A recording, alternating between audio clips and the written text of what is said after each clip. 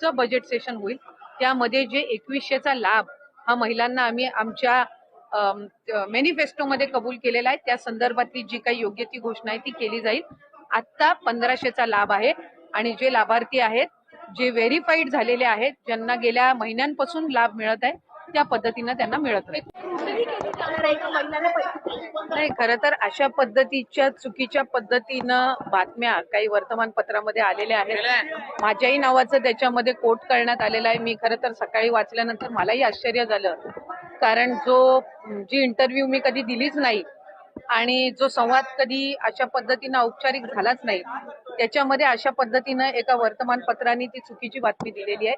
लाडकी बहीण योजना अतिशय बारकाईनं आम्ही राबवलेली आहे. साधारणपणे 2,40,00,00,000 पेक्षा अधिक महिलांपर्यंत आज या योजनेचा लाभ पोहोचत आहे आणि ही योजना सुरू झाल्यापासून त्याची चांगल्या पद्धतीनं स्क्रुटिनी करणं, 2.5 लाखापेक्षा कमी उत्पन्न असणारे, 1 लाखापेक्षा कमी उत्पन्न असणाऱ्या माता भगिनींचे फॉर्म भरून घेणं, ते ऑनलाईन करणं, आधार सीडिंग करणं, अशा पद्धतीनं ते केलं गेलेलं आहे.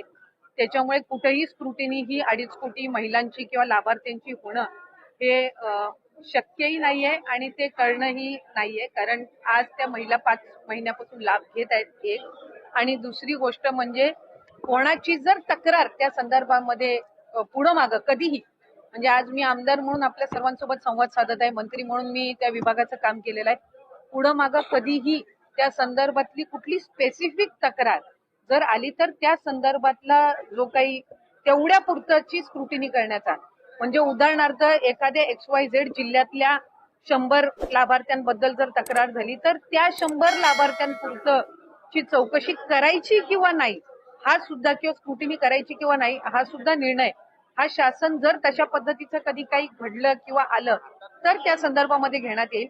कुठेही स्क्रुटिनीचा विषय येत नाही. लाभार्थ्यांना त्यांच्या जो काही लाभाचं वाटप आहे किंवा डीबीटी आहे हे ज्या वेळेला राज्याचे मुख्यमंत्री देवेंद्रजी फडणवीस साहेब, उपमुख्यमंत्री एकनाथजी शिंदे साहेब आणि उपमुख्यमंत्री अजितदादा यांच्या मंत्रिमंडळामध्ये किंवा मीटिंगमध्ये ज्या वेळेला तशा पद्धतीच्या सूचना दिल्या जातील त्या पद्धतीनं पुढचं डीबीटी हे निश्चितपणाने होईल. काही तक्रारी आतापर्यंत आल्या आहेत का की निकषाबाहेर काही लाभार्थी आहेत या संदर्भात? मी माझ्या कार्यकाळामध्ये तर तशा पद्धतीची एकही तक्रार कधी आलेली नाही.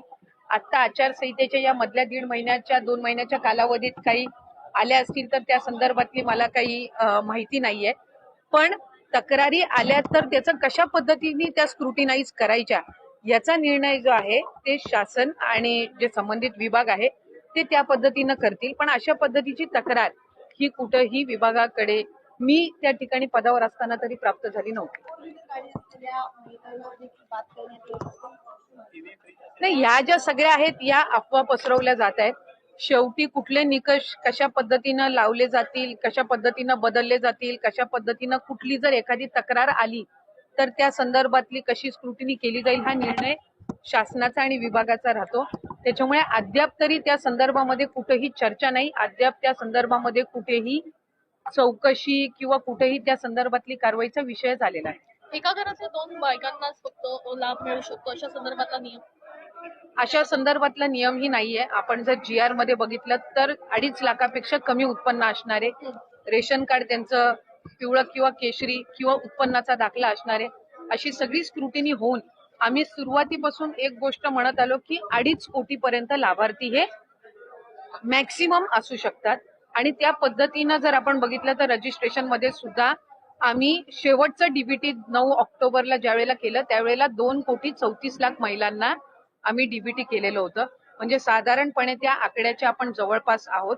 त्यामुळे त्या पद्धतीनं आपण हे केलेलं आहे. मला वाटतं मुख्यमंत्री मोदयांनी ज्या वेळेला शपथ घेतली त्या दिवशी सुद्धा पत्रकारांसोबत संवाद साधताना काही वर्तमानपत्र आणि पत्रकारांनी त्या संदर्भातली त्यांना विचारणा करण्यात आली. त्यावेळेला त्यांनी हेच सांगितलं की जे बजेट सेशन होईल, पुढचं बजेट सेशन होईल त्यामध्ये जे 2100चा लाभ हा महिलांना आम्ही आमच्या मॅनिफेस्टोमध्ये कबूल केलेला आहे, त्या संदर्भातली जी काही योग्य ती घोषणा आहे ती केली जाईल.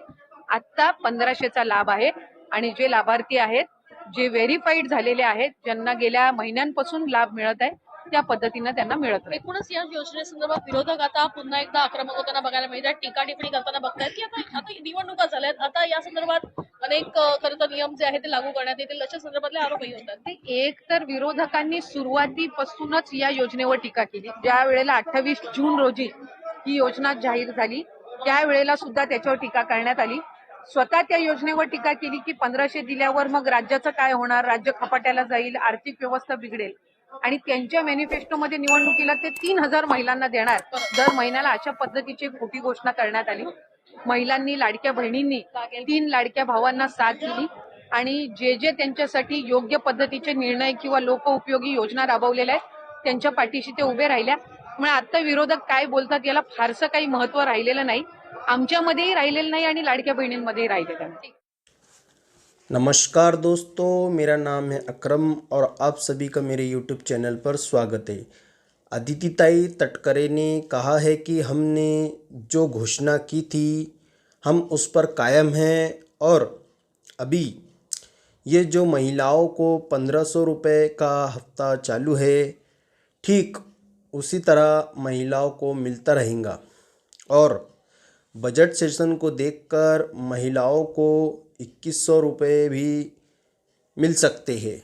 इसमें ताई ने ये भी बताया कि इस योजना में 2 करोड़ 40 लाख महिलाओं के पास इस योजना का फ़ायदा मिलना चालू है और इसमें सबसे इम्पोर्टेंट बात ताई ने ये बताया कि इस योजना में किसी भी महिला की स्क्रूटनी यानी चेकिंग, स्क्रूटनी जो लाभार्थ चेकिंग है वो किसी भी तरह की चेकिंग इसमें नहीं होगी।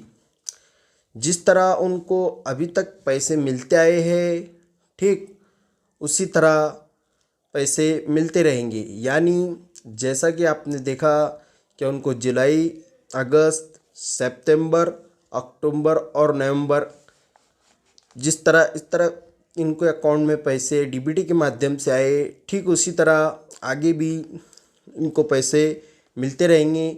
इसके साथ साथ ताई ने ये भी कहा है कि अगर कोई ज़िले से यानी कोई भी ज़िला हो XYZ ज़िले से उस ज़िले में 50 से ज़्यादा तकरार आती है यानी कुछ प्रॉब्लम्स आती है, यानी ऐसा कि अगर उस ज़िले में कुछ महिलाओं को जो पात्र महिला नहीं है फिर भी उसका फ़ायदा उठा रहे हैं तो उस ज़िले की स्क्रूटनी हो सकती है, ऐसा अदितिताई तटकरे ने कहा है। वीडियो अगर अच्छी लगी हो तो वीडियो को लाइक करें, शेयर करें, कमेंट करें और हमारे चैनल को सब्सक्राइब ज़रूर करें।